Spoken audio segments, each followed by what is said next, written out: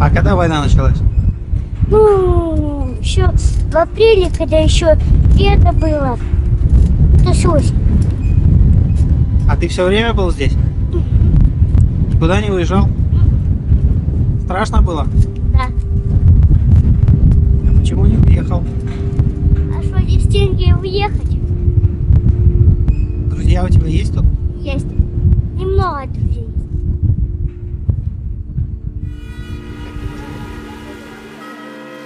Это было сначала все начиналось же в Донецке. Заявку на проведение митинга подали партия «Русский блок» на 12 У часов. нас такого ничего И неизвестная масштабного и не группа было. У нас граждан был митинг один на неизвестное время. располкоме, там бабушек с Горловки навезли из Донецка. Ну и алкашей, бомжей. Мы со знакомой вышли, и потом нас чуть начали разгонять, начали снимать флаг украинский с ратуши нашей. Ну, типа, мы не дали, там какие-то ребята с Бута подъехали и наваляли. Ну, референдум, собственно, у нас был. Мне не было 18 лет.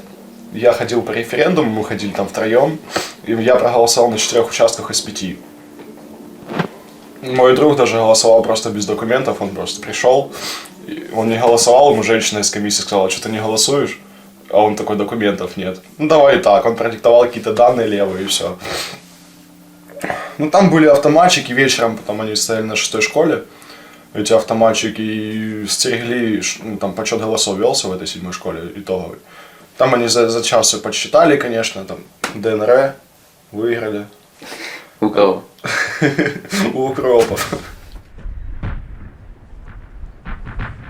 Потом все плавно переросло в войну.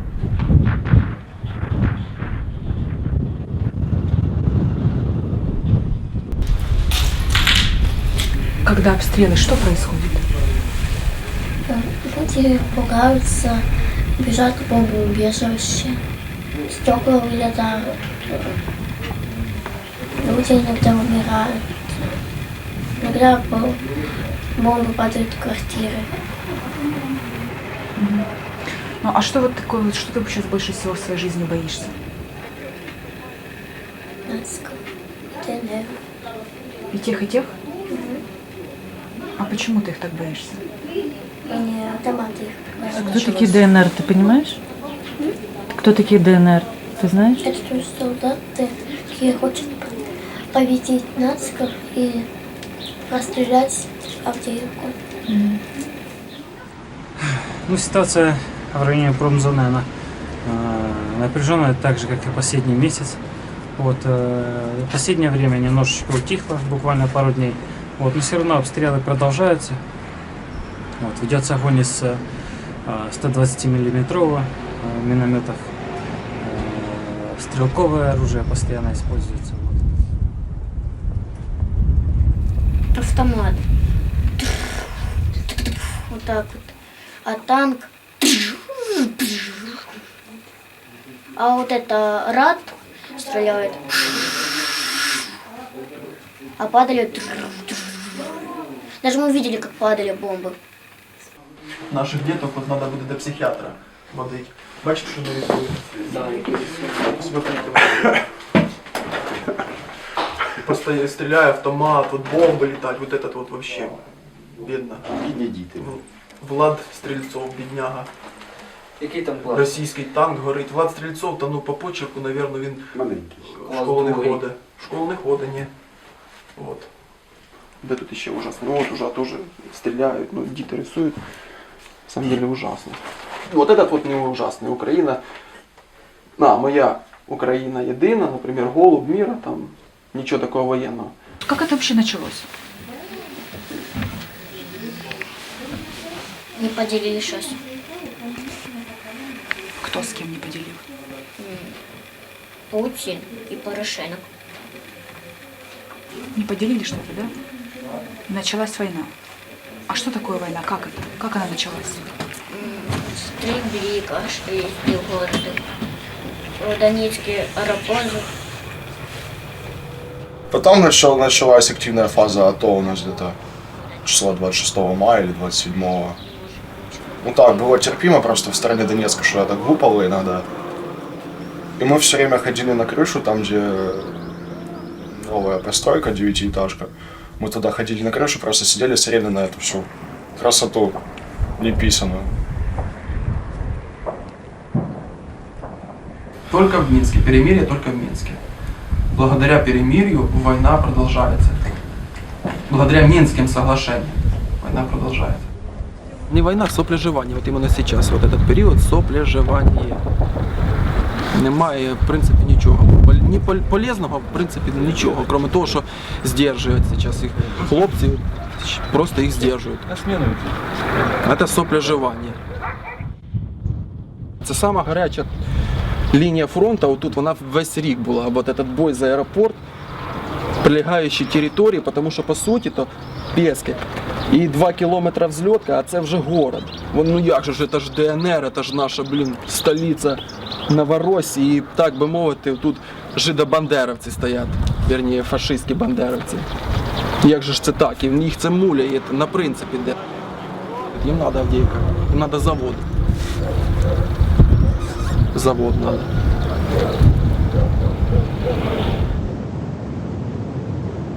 Заводу 52 года, строил его 40 тысяч человек. Самый большой завод, химический завод в Европе. На заводе работает 3700 человек. Война, которая идет между людьми, говорящими на одном языке, в стране, где никогда не было религиозных конфликтов. Но я не мог даже предположить, что в Украине можно разжечь такой конфликт. Эту войну начали политики, они ее должны закончить.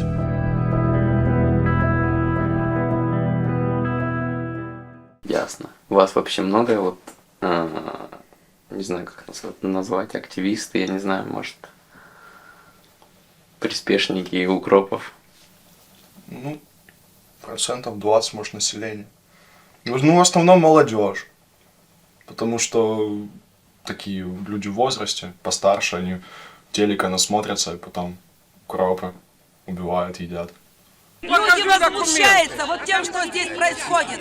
От этих украинских военных они задрали, убивают нас. Это не ДНР нас убивает, а вот эти фашисты, которые окружили нашу Авдеевку. Народ стоит за того, что у нас хотят на поселке поставить еще один блокпост. Эфирное телевидение в Авдеевке только русские каналы ДНРовские, Донецкой вышки. Разговоры о том, чтобы там через ретрансляторы передавать сюда украинские каналы, остаются только на уровне разговоров. Интернет, когда работает, когда нет, то есть чаще не работает, чем работает. Поэтому если говорить о информационной составляющей и если говорить о борьбе информационной, то здесь украинские СМИ проигрывают по всем позициям. Мы говорим то, что нам говорят по радио, что войну кто затеял? Правительство с Барак Обамой. И все, вот это мы знаем. Ну, и вы помогаете армии вот сейчас. Страшно ли то, что может что-то измениться, да, вот как в Дебальцево в том же было? Измениться в каком плане? Боитесь ли вы наступления? Это наша родная святая земля, единая и неделимая Украина. И мы ходим по своей родной земле. Чего бояться? Раньше с такой стричкой, с украинской, по городу не пройдешь. Сейчас я свободно хожу с такой украинской стричкой, вот на пальто, и спокойно себя чувствую. Да пока, потом, конечно, всех убьют. Меня зовут Надежда. Я из города Авдеевка, проживаем в этом городе. Приходим на блокпост, ребятам помогаем, чем можем, готовим кушать. Ну, все, что в наших возможностях, помогаем. Часть людей боится войны. Да, часть местных, да. Ну, наверное, у них и спросить, почему не боятся. Да, почему они боятся. Я не знаю, почему боятся, но вот я... Ну, за помощью продуктов. За помощью, да, продуктами очень часто сюда приходят ребята, чем могут, помогают. Ну, а боятся населению. Те, кому есть наверное, боятся те, кому есть что бояться, правильно. Изменений пока что особо мы не видим, потому что у нас с момента, вот с июля месяца практически нет ни света, ни воды. И вот когда была зима, тепла вообще в квартирах не было, но люди как-то вот выживали. А тепла не было, потому что идет подача с Авдеевского коксохимзавода тепло, и постоянно бомбили теплотрассу. Ну, мы как бы зиму пережили, И сейчас надеемся, Свет что сразу же выбивали. Да, свет, вот вот это свет только всего 2 недели, как у нас в Авдеевке свет. Воды до сих пор нет. 1,5 месяца не было света. Да. И до этого с июля у нас еще Да. не было света, потом. Вот только починили. Так что мы считаем, что практически 7 месяцев, 6 полгода живем без света и без воды. Ну так и живем. Мы надеемся, что когда-то наступит мир, когда-то мы победим, когда-то все будет хорошо. И слава Украине! Героям слава! Слава Украине! Да. Героям слава! Я вижу, что ты работал. С точки 3 по точке 2. Как понял, прием. А це де все зараз? Це промка чи щось інше? На дачу. Малої дачі? Сідай! Ми зараз знаходимося в Авдіївці, недалеко від промзони, і ви бачите, які тут буквально дискотекою це називають військові, які тут світло-шумові літають освітлювальні снаряди. Часто тут так буває? Ну як на війні. До війни тут була Авдіївська автодорожня служба. Бачите, тут ще бокси залишились, і ось ці от вже попалені машини свідчили про те, що дійсно тут все працювало. Зараз це найгарячіша точка фронту, промзона Авдіївки, де в принципі тиші не буває ніколи. Надо с собой брать баллончик братцы. Сейчас бы там вот стали, на доме написали там Авдеевка в огне. Сняли бы фильм «Град». А вы его все снимали, во всех новостях. Я думаю, все новости про Авдеевку. 1000 лайков тоже ответили. Тут були в лікарні, нам розповіли про 14 поранених на вчора і 2 сьогодні. Але як взагалі от виглядає зараз ситуація там на передовій? Контрольовано, стабильно. То есть немає ничего такого сверхъестественного. И единственное, что не может не радовать, скажем так, что потери у них в разы больше, чем наши. Та який режим тиші? Вони запрашують режим тиші, через 5 хвилин летить 120. Рятувальники для мешканців Авдіївки тут на стадіоні на районі Хімік розмістили вже 10 отих наметів для обігріву, підвозять сюди і їжу для людей. І дуже добре, що тут справді є тепло і можна поїсти гаряче. І що дуже важливо, зарядити свою власну техніку, тому що ні світла, ні опалення, ну тепло майже немає в домівках. І люди сюди тому справді йдуть. Єдиний мінус цього місця в тому, що от якщо подивитися, ось тут одразу 9-поверхівка за моєю спиною. Це сумно, звісно, багато разів обстріляна будівля, такий собі щит для Авдіївки. І за нею вже стара Авдіївка, куди і сьогодні, і вчора прилітали снаряди. Вы хотели в 6 выехать сегодня, да? Или позже, потому что не можете собрать? Завтра, Ну завтра нету что? Нету автобусов или что? А куда вы хотите ехать? Мариуполь. А чё Мариуполь? А куда? Куда? А что у вас в Мариуполе, кто-то есть? Никого. Никого.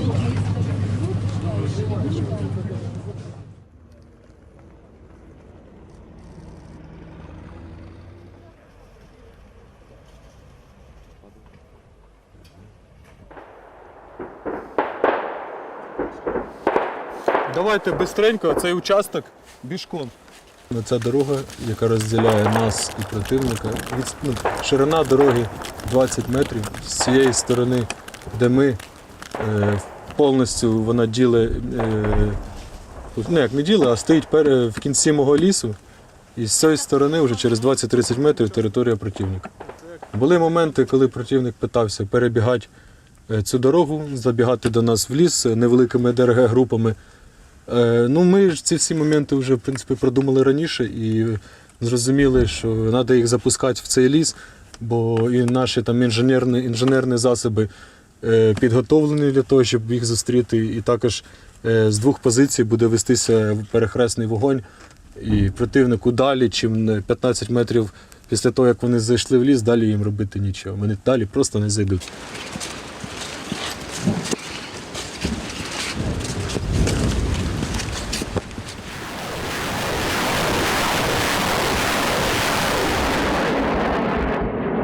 Яка зараз у вас тут обстановка саме на цьому напрямку? Ну, загострення відчувається. Відчувається Відчувається по своїй роботі, так. Відчувається по тих обстрілах, що без перестанку стріляють. Я собі не уявляю, що там на передовій твориться просто. Треба їм Авдіївка, так? Ну, я так розумію, хочуть оточити нас Авдіївку зі сторін, зліва, справа, убити її. Але ми з ними боремося.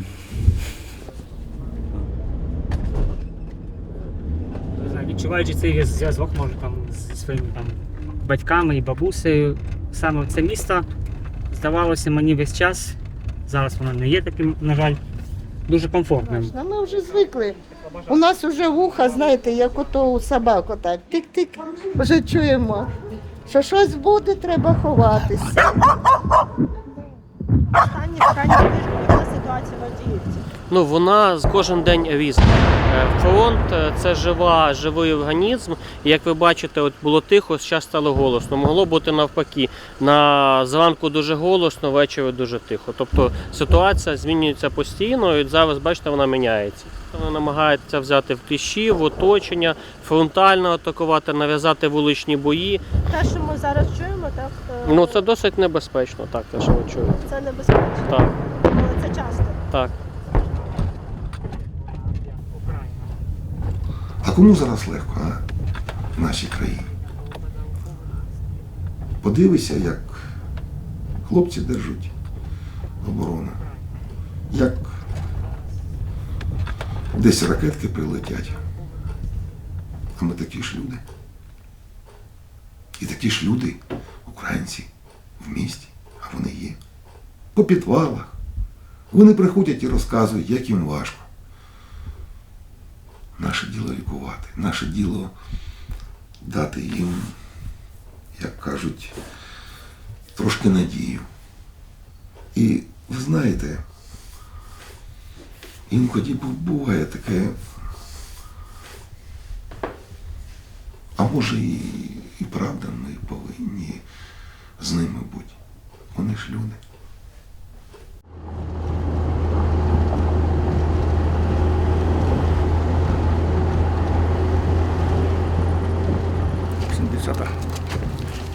Лучше не рассказывать. А то видите, воды понабирал, чтобы вдруг пожар был тушить, что можно хоть потушить. Вот такие балдоны прилетают, они говорят, начинены этой Фосфором? Фосфором, да. Ужас. И водой не затушишь, она еще больше разгорается. Так, так. Вот. Так что весело живем. Я ничего. Вот смотрите, вот сейчас Ребят, я боюсь. Я очень боюсь. Хорошо, у меня так, нервы. а зачем у меня вы находитесь здесь, если вы боитесь? могилки здесь мои, где куда ехать, потому что я и не на... Так вам предлагают жить. Я поняла. Так? А кто я знаю, Бог. Что-то мне кажется, Бога нет. Нема Бога? А если Бог бы... Ви ж казали, що ви християнин. Так христианина крестили, а... Ой, бляха. Весело живемо. Ми в'їжджаємо в Авдіївку, як бачите, в'їжджаємо посеред ночі. Стає все складніше, місто намагаються оточити росіяни. Вони, за деякими даними, захопили терикон, який перед заводом, і намагаються зайти на сам завод. Якщо це станеться, це дуже ускладнить позиції українських оборонців у місті. А зараз їдемо до українських піхотинців, які тримають оборону. Що ви думаєте про оточення Авдіївки? Бачили в новинах? Та бачили. Оточують. Ну ще ж не оточили. Ще ні. Ну так. Будемо старатися, що не оточать.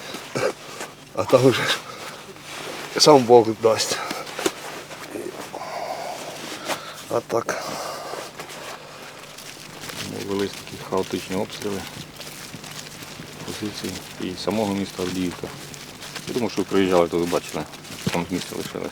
Угу. Це ще не кінець. Який місяць теж. Втомилися? Помилися морально більше. Від цього режиму, від цього всього. Нічого. Є наказ, будемо стояти.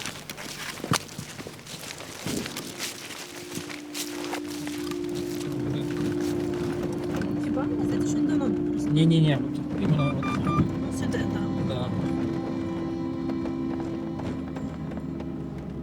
можемо сюди приїхати сподивитися. Чи через це? Через це.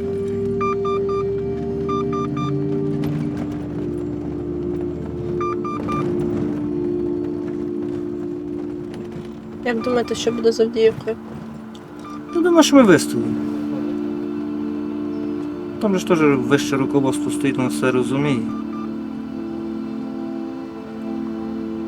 Ми ж тут теж ж не одні, якби тут там же ж якісь підтягуючи ж другі бригади, якісь резерви. Вони самі розуміють, що якщо Авдіївку взяти в кільце, то це, звісно, буде жопа.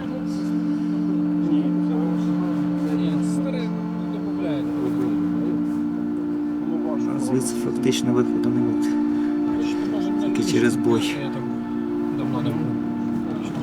Це ж не восени, ми ж влітку тут ночували, так? Ну так, так, так. А я був ще коли Лафар працював. Торговий центр тут красивий. Ось ж там. Незламності, він що живенький там чи ні? Ось у цьому. О, нічого собі.